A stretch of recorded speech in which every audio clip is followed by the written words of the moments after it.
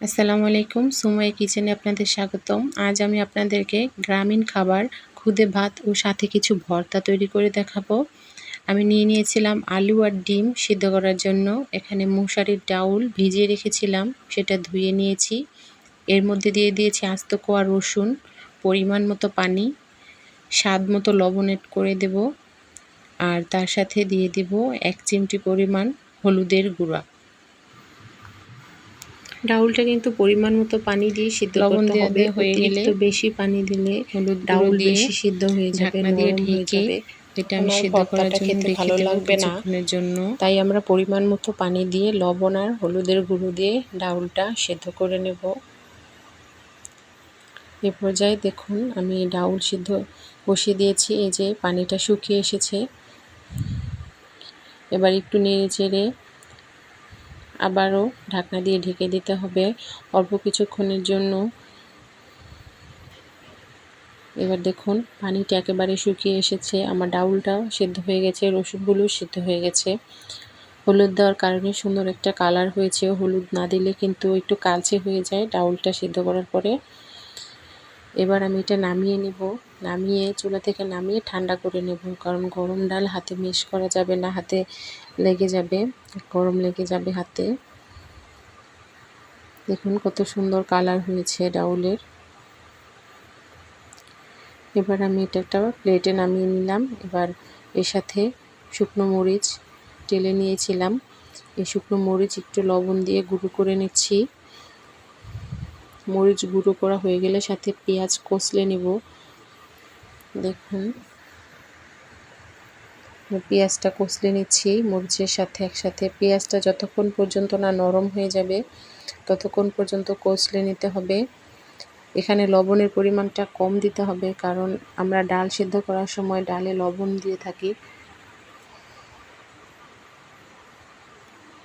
ভালো করে কষলে এর মধ্যে দিয়ে দিতে হবে সরিষার তেল। আমি এখানে ঘানি বাঙাল সরিষার তেল ব্যবহার করছি, আপনারা চাইলে ব্র্যান্ডের সরিষার তেল ব্যবহার করতে পারেন, তবে ঘানি ভাঙানো সরিষার তেলে ঝাঁজ আছে, এটা দিয়ে ভর্তা খেতে ভালো হয়। এবার দেখুন তেল দিয়ে ভালো করে ডাউল মেখে নিতে হবে, এবং ডাউলের মধ্যে যে রসুনের কোয়াগুলো দিয়েছিলাম আস্তে আস্তে, এগুলো হাতে কষলে কষলে ভেঙে দিতে হবে, তা না হলে ভর্তার টেস্টটা ঠিক আসবে না। এই যে দেখুন আমার ভর্তাটা হয়ে গেছে কমপ্লিট। এবারে আমি তৈরি করব আলুর ভর্তা, ডিমের ভর্তা। দেখুন এখানে ডিম নিয়েছি দুটো, আর গুল আলুর সাথে একটা মিষ্টি আলু নিয়েছি। মিষ্টি আলু দিলে ভর্তাটা খেতে ভালো লাগে। এ পর্যায়ে আমি ভর্তা তৈরি করছি, আবারও মরিচ লবণ গুঁড়ো করে নিচ্ছি কষলে। এবার পেঁয়াজ দেবো সাথে, পেঁয়াজটাও ভালো করে কষলে নিচ্ছি। পেঁয়াজ কষলে হয়ে গেলে এর মধ্যে দিয়ে দিলাম সরিষার তেল। সরিষার তেল দিয়ে পেঁয়াজ মরিচ ভালো করে মেখে এবার এর মধ্যে সেদ্ধ করা ডিম দুটো দিয়ে দিলাম। এবার ডিম দুটো ভালো করে কষলে মেখে, ডিমের ভর্তা এত একটা মেশ হয় না, কিছু গুঁড়ো গুঁড়ো হয়ে থাকে ডিম, এটাই খেতে ভালো লাগে। দেখুন আমার ডিমের ভর্তা তৈরি হয়ে গিয়েছে। এখন তৈরি করব আলুর ভর্তা। আবারও মরিচ পেঁয়াজ লবণ দিয়ে একসাথে গুঁড়ো করে নিচ্ছি। আমি একটা ঢেঁড়সের ভর্তা তৈরি করে দেখাচ্ছি আপনাদের। এই যে দেখুন আমি ঢেঁড়স সিদ্ধ করে রেখেছিলাম আগে থেকেই।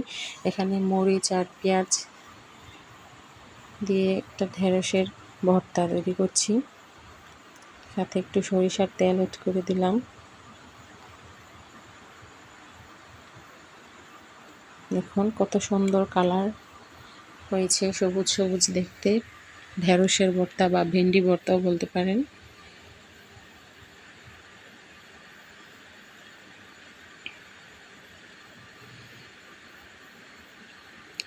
এই পর্যায়ে আমার ঢেঁড়স ভর্তা হয়ে গেছে। দেখুন এরকম থাকলে ঢেঁড়স ভর্তা খেতে ভালো লাগে। অনেকে পাটায় পিষে তৈরি করে, আমার কাছে ওটা ভালো লাগে না। এরকম ঢেঁড়স ভাজি খুব ভালো লাগে, ভর্তাও খুব ভালো লাগে। এবার আলুর ভর্তা তৈরি করে নেব।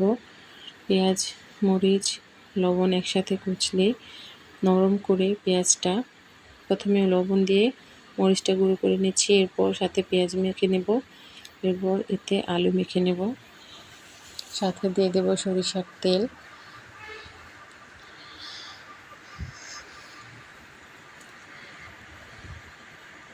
দেখুন তেলের পরিমাণটা বেশি দিলে ভর্তায় ঝাঁঝ হয়, ভালো খেতে ভালো লাগে। আমার আলুর ভর্তা প্রায় হয়ে এসেছে।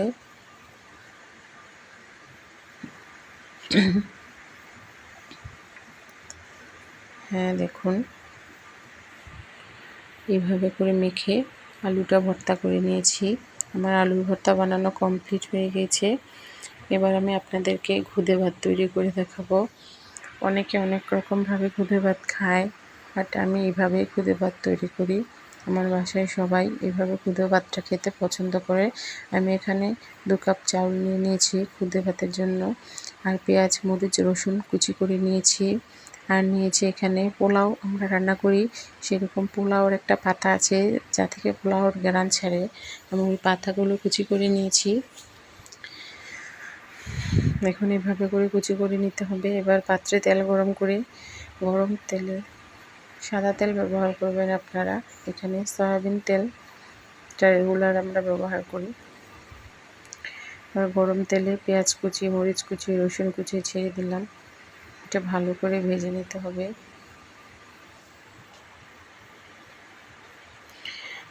একটু হালকা বাদামি করে এগুলো ভাজতে হবে। এর মধ্যে আমরা একটু লবণ এড করে দেব, এবার নেড়ে চেড়ে মিশিয়ে ভেজে নেব।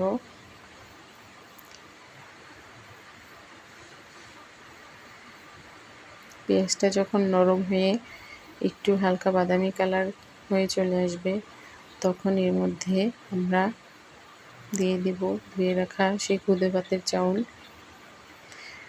অর্ধেকটা চাউল দেওয়া হয়ে গেলে খুন্তি দিয়ে নেড়ে চেড়ে একটু মিশিয়ে দেব, তা না হলে নিচে লেগে যাবে।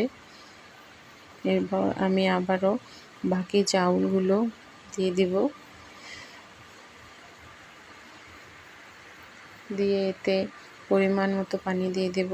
এটা আমি মিনিকেট চাউলের যে খুদে ভাতের চাউলটা হয় ওইটা নিয়েছি, আপনারা চাইলে অন্যটাও নিতে পারেন, অন্যরকম চাউলেরও নিতে পারেন। ভালো করে নেড়ে চেড়ে মিশিয়ে পরিমাণ মতো পানি দিতে হবে। পানি কম বা বেশি হলে খুদে ভাত সুন্দর হবে না।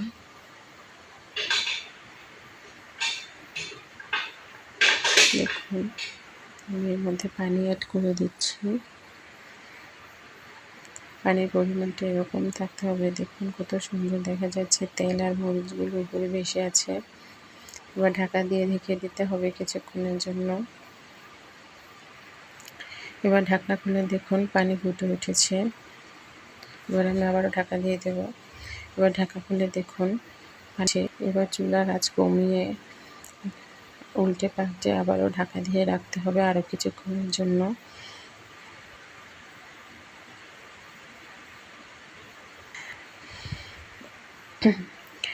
এবার ঢাকনা খুলে ভালো করে নেড়ে চেড়ে দেখুন আমার খুদে ভাতটা হয়ে এসেছে, সুন্দর হয়েছে, পানিটা একেবারেই শুকিয়ে গিয়েছে। এবার এর মধ্যে দিয়ে দিতে হবে সেই কুচি করে রাখা পোলাওর পাতাটা, ওইটা এবার দিয়ে এটার মধ্যে ভালো করে নেড়ে চেড়ে মিশিয়ে দিতে হবে। মিশিয়ে দেওয়ার পর আবারও ঢাকনা দিয়ে কিছুক্ষণের জন্য ঢেকে দিতে হবে। ঢাকনা দিয়ে ঢেকে মাঝে মাঝে একটু নেড়ে চেড়ে দিতে হবে ঢাকনা তুলে। দেখুন হয়ে গেছে। এবার দেখুন কত সুন্দর একটা রেসিপি খুদে ভাত, আপনারা ট্রাই করে দেখবেন। গ্রামের এই খাবারটা আপনাদের একদম মনোরম এবং মুখরোচক হবে, আপনাদের খাবার রুচি বাড়িয়ে দেবে। আমি পছন্দ করি, আপনারাও খেয়ে দেখবেন, অবশ্যই ভালো লাগবে। ভালো লাগলে আমার চ্যানেলটাকে সাবস্ক্রাইব করে আপনাদের পাশে থাকার সুযোগ করে দেবেন। আজকের মতো এখানেই শেষ করছি। আশা করি আমার ভিডিওটা আপনাদের সবার কাছে খুব ভালো লাগবে।